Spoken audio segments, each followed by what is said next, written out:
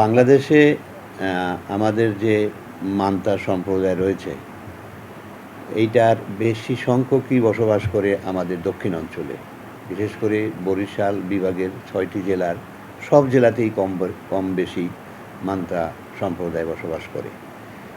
এরা মূলত তাদের বসবাস করে তারা নৌকায়, এবং নৌকা দিয়েই তারা মাছ ধরে এবং মাছ বিক্রি করে তারা তাদের অর্থনৈতিক চাহিদাটা তারা মিট আপ করে। তাদের মূল সমস্যাটা হলো তাদের কোনো ন্যাশনাল আইডি কার্ড তারা অনেকেই পায় নাই। হয়তো ২-১ জায়গায় কোনো ইউনিয়ন পরিষদ থেকে বা ওখানে লোকাল গভর্নমেন্টের জায়গা থেকে তারা সহযোগিতা করেছে, রেসপন্স পেয়েছে তারা। কিন্তু বেশিরভাগ মান্তা কমিউনিটি তারা কোনো জাতীয় পরিচয়পত্র তাদের নাই। এবং এই যে তারা মাছ ধরে, এবং এরা তো মূলত নারীরাই এই পরিবারটা, মান্তা কমিউনিটির যে লিডটা দেয়, এটা নদীতে মাছ ধরে নারীরাই। কাজেই তারা নারী জেলে হিসেবেও তারা ওই রকমের স্বীকৃতি পায় নাই। আর যে কারণে এই যে আমাদের বাংলাদেশ সরকার মাঝে মাঝে ইলিশ মাছ সুরক্ষার জন্য, ঝাটকা ধরা বন্ধ করার জন্য তারা অন্য জেলেদেরকে তারা জেলে কার্ড দেয় বা 40 দিনের খাবার বা সহযোগিতা দেয় সরকার। তাদের জেলে কার্ড না থাকার কারণে তারা সেই ধরনের কোনো সহযোগিতাও তারা পায় না, এবং ওই সময় তারা মাছ ধরতেও পারে না। এই জন্য বছরে অন্তত একবার এই 1 মাস সময় তাদের খুব দুর্বিষহ জীবন যায় তাদের। আর একটা হলো তাদের সাধারণ আমাদের যে স্থলভাগে যারা বসবাস করে, তারা সামাজিকভাবে ওদেরকে ওইভাবে অ্যাকসেপ্টও করতে চায় না। এমনকি একটা হসপিটালে গেলেও কিন্তু মান্তা কমিউনিটির লোকজন দেখলে তারা আন্তরিকভাবে সহযোগিতা তারা করতে চায় না। তাদের ছেলেমেয়েরা পড়াশোনা থেকে বঞ্চিত। তারা স্থলভাগে যে সমস্ত সরকারি স্কুল আছে, সেই স্কুলগুলোতে তাদেরকে ভর্তি করতে চায় না, এবং স্থলভাগের যে ছেলেমেয়েরা, এই ছেলেমেয়েরাও ওই ছেলেমেয়েদের সাথে তারা মেশে না। এই কারণে তারা আর আসলে স্কুলে আসে না। তো এখানে দেখা যায় যে শিশু শিক্ষা একদম নাই বললেই চলে, এবং ওখানে শিশু নির্যাতনও হয় প্রচুর। কেননা এই মান্তা কমিউনিটিরা যখন মাছ ধরতে যায়, তখন ওই শিশুটা পানিতে ডুবে যায় কি না, পানিতে পড়ে মারা যায় কি না, সে কারণে তারা ওই নৌকার সাথে বেঁধে রাখে, রশি দিয়া নৌকার সাথে বেঁধে রাখে। একদিক থেকে শিশু নির্যাতন, শিশু শিক্ষা থেকে তারা বঞ্চিত হচ্ছে, তারা স্বাস্থ্যসেবাটাও সেরকমের তারা পায় না।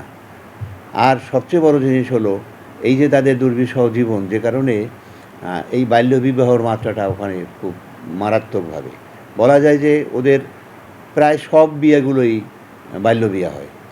ওরা 18 বছর পূর্ণ করে কোনো মেয়ে বিয়ে দিয়েছে, বা 21 বছর পূর্ণ করে কোনো ছেলে বিয়ে করেছে, এরকমের আমাদের জানা মতে নাই। সবাই এর আগেই, অর্থাৎ 10-12 বছরের মধ্যেই এদের বিয়ে হয়ে যায়। আমরা আমাদের ব্যাপক কাজটা হলো তাদের মধ্যে এই সচেতনতাটা বৃদ্ধি করা।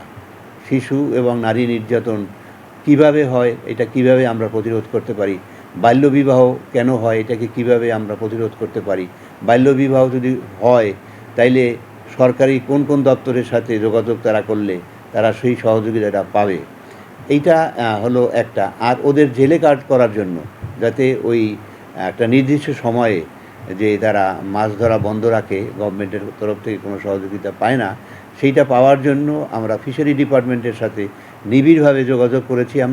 আমরা মূলত কাজ করি এখন 500 নৌকার সাথে, নৌকা বলতে 500 এই মান্তা কমিউনিটির সাথে আমরা কাজ করতেছি, 500 নৌকা। তো এদের আমরা অলরেডি মৎস্য ডিপার্টমেন্টের সাথে কথা বলে এদের এখন আড়াই শুরু করে আমরা মৎস্য কার্ড দিতে সক্ষম হয়েছি। বাকিগুলোও আমাদের প্রসেসের মধ্যে আছে।